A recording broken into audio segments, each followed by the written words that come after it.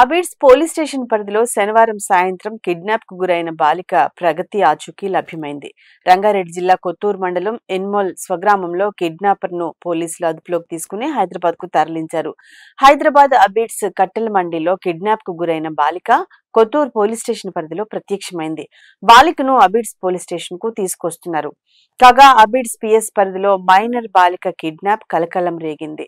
గాంధీ భవన్ కట్టెల మండికి చెందిన 6 ఏళ్ల బాలికను కిడ్నాప్ చేశారు. అగంతకుడు చాక్లెట్ ఇస్తామని చెప్పి పాపను కిడ్నాప్ చేశాడు. సీసీటీవీ కెమెరాలో కిడ్నాప్ దృశ్యాలు రికార్డయ్యాయి. కిడ్నాప్ తో చిన్నారి కుటుంబ సభ్యులు తీవ్ర ఆందోళనకు గురై పోలీసులకు ఫిర్యాదు చేశారు. కిడ్నాప్ కేసు నమోదు చేసి 5 బృందాలుగా బాలిక కోసం గాలించారు. ఆదివారం ఉదయం కిడ్నాప్ కు పోలీసులు ఛేదించారు. బేగం బజార్ ఛత్రి ప్రాంతానికి చెందిన ప్రియాంక అనే మహిళ తన సోదరుడు కుమార్తె ప్రగతితో కలిసి శనివారం సాయంత్రం తన తల్లి ఉంటున్న కట్టెల మండీకి వచ్చింది. బాలిక ప్రగతితో ఆమె సోదరుడు కుమారుడు హృతిక్ తో కలిసి ఇంటి సమీపంలో ముత్యాలమ్మ ఆలయం వద్ద ఆడుకోవటానికి వెళ్లింది.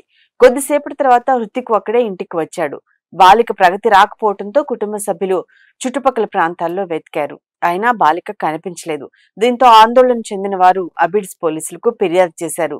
కిడ్నాప్ కేసుగా నమోదు చేసుకున్న పోలీసులు బాలిక ఆడుకున్న ప్రాంతంలో ఉన్న సీసీటీవీ ఫుటేజ్ ను పరిశీలించారు.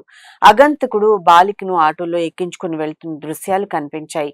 దీంతో అబిడ్స్ పోలీసులు 5 బృందాలుగా విడిపోయి సీసీ ఫుటేజ్ ఆధారంగా దర్యాప్తు చేశారు.